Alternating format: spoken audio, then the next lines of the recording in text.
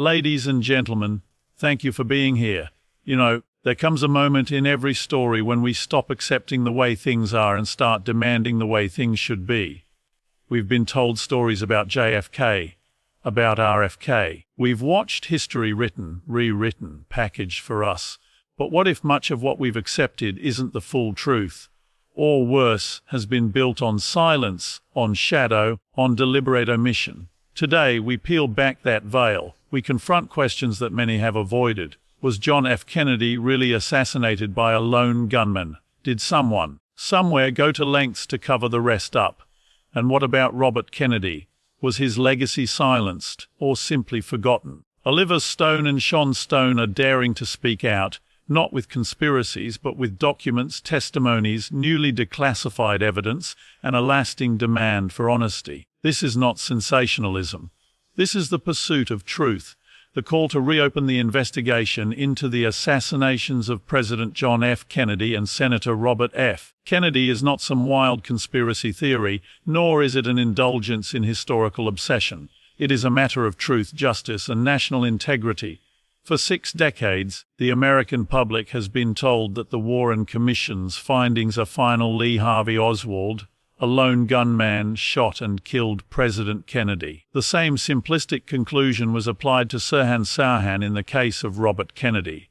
Yet time and again, cracks have appeared in those narratives.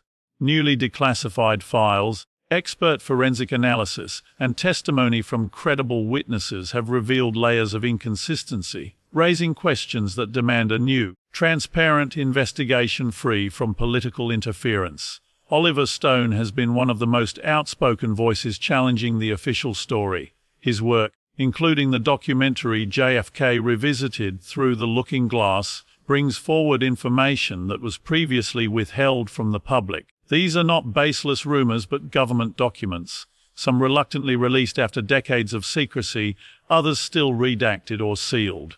What emerges is not clarity, but suspicion, evidence that contradicts the idea of a single gunman, details about multiple shooters, unexplained medical findings, and intelligence reports that were either ignored or actively suppressed. When you combine this with the testimony of experts, ballistic specialists, medical professionals, intelligence insiders, the official narrative begins to look less like a definitive account and more like a carefully constructed shield. The need to reopen the investigation is also about timing. We are at a moment in history when transparency has become a central demand of democratic societies. Citizens no longer accept blind trust in official institutions. The internet, independent journalism, and the sheer volume of previously classified information now available have changed the rules of engagement. People know when they are being lied to, or at the very least, when they are not being told the full story. The Kennedy assassinations remain among the most defining political murders of the 20th century, and the idea that the United States cannot, even after 60 years, provide its own people with a full, unredacted account of what happened is a stain on its credibility. This is not just about history books or the reputation of government agencies. It is about the present and the future. If a society cannot come to terms with its own darkest chapters, it leaves itself vulnerable to repeating the same mistakes. The CIA, the FBI, and other institutions implicated in withholding information must be held accountable, not for punishment alone, but for the sake of restoring trust. If they truly acted with integrity, why are so many documents still locked away? Why is the American people's access to the truth still being filtered and delayed? Every year that passes without resolution adds fuel to the belief that the full story is too dangerous to reveal. Reopening the investigation would not only honor the memory of John and Robert Kennedy, men who represented bold ideas and profound change, but it would also honor the public's right to truth. It would show that no matter how much time has passed, no matter how powerful the institutions involved, the demand for accountability cannot be erased. In fact, it only grows stronger. The case for reopening is not about clinging to the past. It is about liberating the present from the shadow of unanswered questions. Documentaries have become one of the most powerful tools in reshaping public perception of the Kennedy assassinations. because they give the audience something far more tangible than theories. They provide evidence, expert voices, and newly uncovered facts presented in a clear narrative. Oliver Stone's JFK Revisited Through the Looking Glass is perhaps the most important modern contribution in this area. Unlike the drama of his earlier film JFK, which ignited controversy for its portrayal of a conspiracy, this new work is rooted firmly in the historical record. It draws on thousands of documents that were declassified in recent years, many of which had been hidden for decades. These files reveal discrepancies that undermine the lone gunman theory, inconsistencies in medical and ballistic reports, and gaps in the official investigation that simply cannot be brushed aside. What Stone achieves through the documentary is not just to reignite old suspicions, but to show that there is hard evidence that the American public was misled. One of the most striking revelations is the challenge to the so-called magic bullet theory, which suggested that a single bullet passed through President Kennedy and wounded Governor Connolly in such a way that it defied the laws of physics. Experts in the film dismantle this narrative, pointing to forensic details that were ignored or manipulated. In addition, newly examined autopsy photographs and X-rays raise troubling questions about whether the medical evidence was tampered with or selectively presented. When professional pathologists and forensic scientists argue that the official version is inconsistent with the physical facts, it forces us to ask why those voices were sidelined for decades.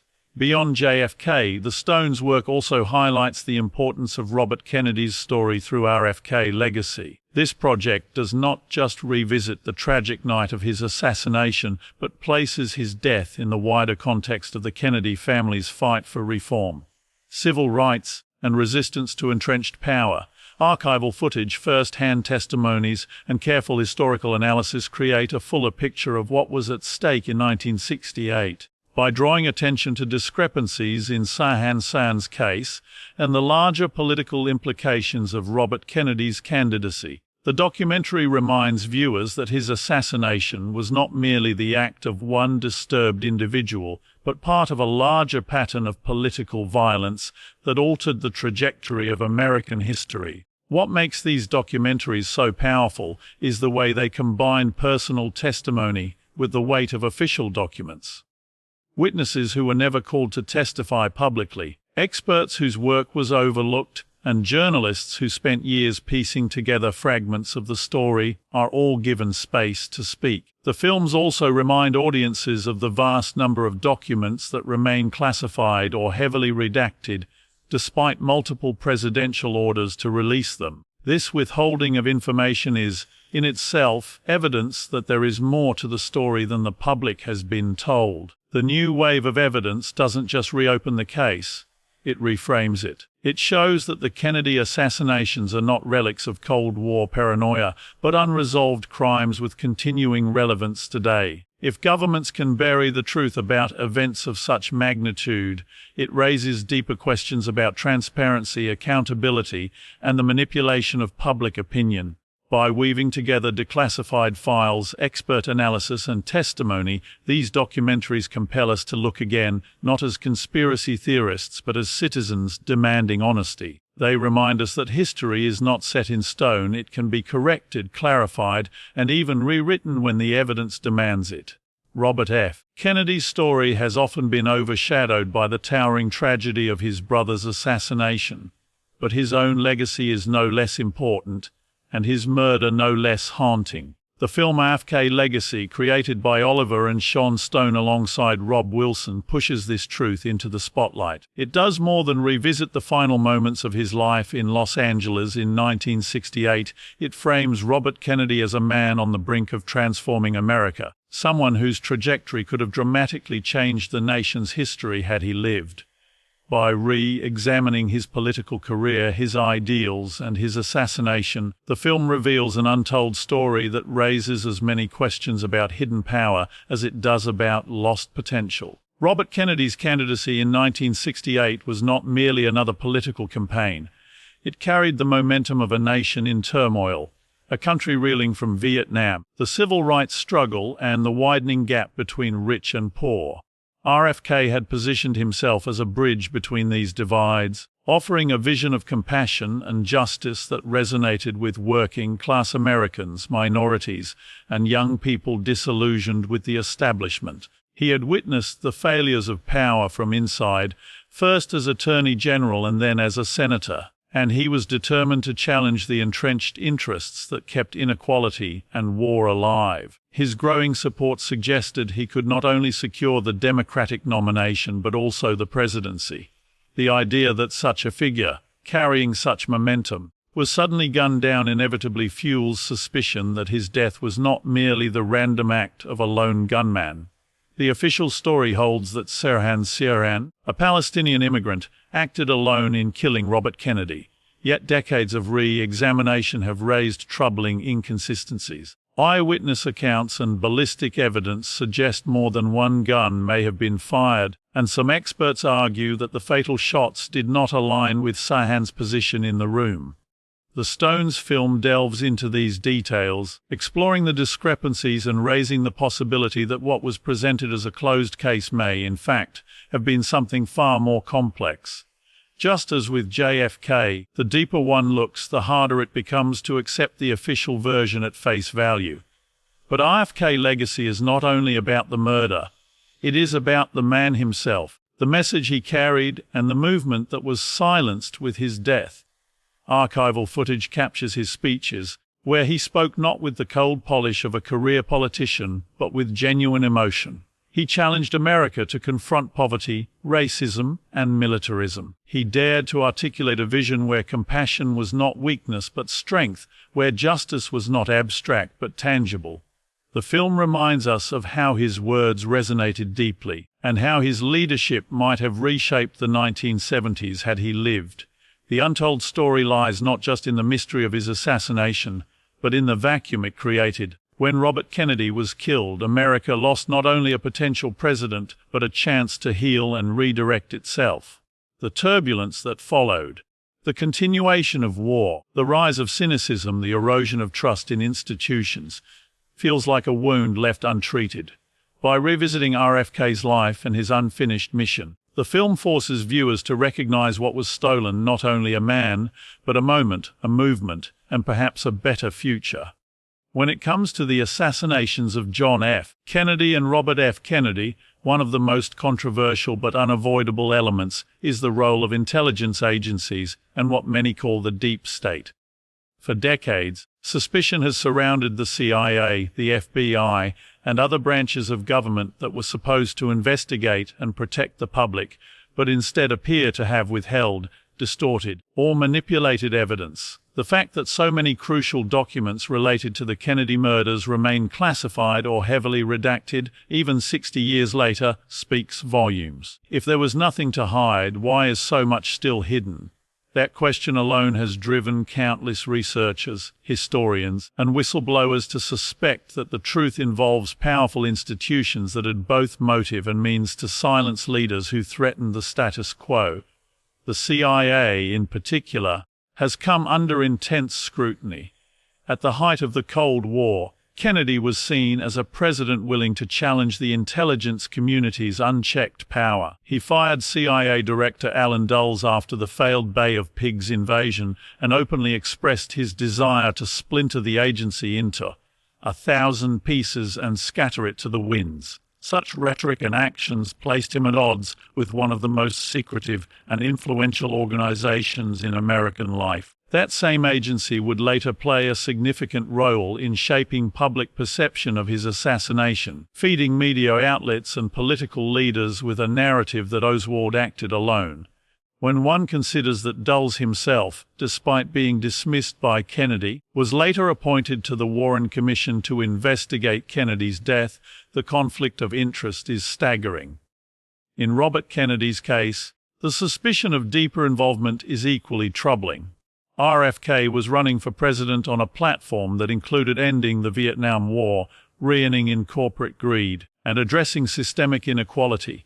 Such positions threaten not just political rivals but powerful financial and military interests. The official conclusion that Sirhan Sirhan acted alone has been undermined by credible evidence suggesting multiple shooters, missing ballistic tests, and mishandled police investigations. Critics argue that the same forces who benefited from JFK's removal had every reason to prevent RFK from reaching the White House. Once again, questions about intelligence involvement and possible cover-ups refuse to disappear.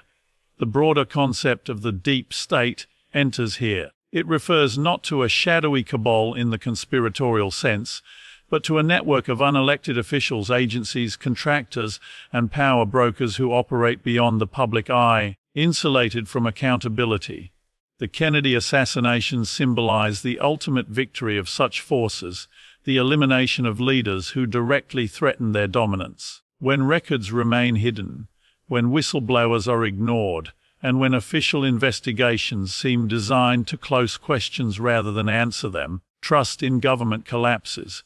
The secrecy around these assassinations has fueled public skepticism, not just about those events but about democracy itself. The persistence of these suspicions is not irrational paranoia, it is born out of the undeniable fact that the state has withheld the truth.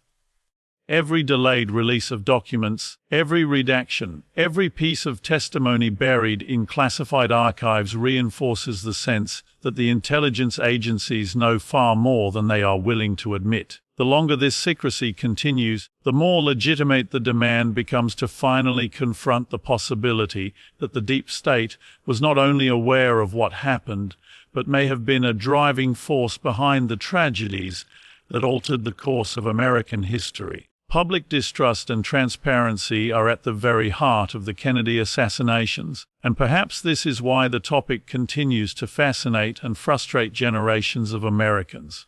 When a nation loses its president and then his brother within a span of 5 years, the people expect full honesty from their government, yet what followed was not clarity but confusion, not openness but secrecy. The Warren Commission's findings were presented as final and indisputable. But from the moment they were released, questions arose. Eyewitnesses contradicted official accounts, forensic evidence raised more doubts than answers, and many of those closest to the case expressed dissatisfaction with how quickly the government wanted the matter closed. Instead of transparency, the American public was given a tightly controlled version of events, and that lack of honesty sowed seeds of mistrust that have never been erased. Decade after decade, the distrust has only grown stronger. Every time a president promised to release all the assassination files, from the 1992 JFK Records Act to more recent deadlines in the 2010s and 2020s, the public was told that national security required continued secrecy. But what possible national security concern could remain after 60 years? That is the question ordinary Americans ask, and the refusal to answer it only deepens suspicion. If the files truly supported the lone gunman theory, then releasing them would strengthen the official account. But the reluctance to release everything fuels the belief that the truth would implicate powerful figures or institutions in ways that would shatter public confidence in government. The assassinations of JFK and RFK did more than take 2 lives, they shattered a sense of innocence. They exposed the fragility of democracy and the potential vulnerability of even the most powerful leaders. Yet rather than help the nation heal through honesty, officials chose to shield information from the very people most affected. This deliberate withholding of truth is what transformed individual tragedies into symbols of systemic mistrust. It is no coincidence that surveys consistently show a majority of Americans still doubt the official versions of both assassinations. The mistrust is not irrational. It is born out of decades of secrecy, redactions, and evasions. Transparency, on the other hand, could have been a healing force. By releasing all documents, by acknowledging mistakes, by allowing open debate and investigation, the government could have shown respect for the public's right to know. Instead, the opposite path was chosen, and that choice has had lasting consequences. It has set a precedent where secrecy is tolerated and distrust is normalized. Citizens no longer assume their leaders are telling them the truth. They assume the opposite, and the Kennedy cases stand as proof. The fight for transparency is no longer just about understanding what happened in Dallas or Los Angeles. It is about protecting the very principle of democracy. A system built on secrecy cannot sustain trust, and a democracy without trust is democracy in name only. The Kennedy assassinations remind us that the truth, however uncomfortable, is always less dangerous than a lie. Until every document is released and every hidden fact is brought into daylight, the public will continue to suspect that it has been deliberately deceived. That suspicion is not a weakness of the people. It is a failure of leadership. So what are we left with? Not easy answers, but an undeniable demand that we stop settling, that we keep asking, that we insist on seeing all of the story. Because when you silence parts of history, you silence power's accountability. When you hide evidence, you let doubts fester. But when you insist on truth, you force clarity. I invite you, yes, you watching now, don't walk away believing everything you've been told. Challenge it. Read the declassified files. Watch the Stones films. Share what you learn. Because perhaps the legacy we need isn't just what the Kennedys left behind, but what we do with their unfinished stories. Thank you. Stay curious. Stay relentless. And above all, demand the hidden truth be fully revealed.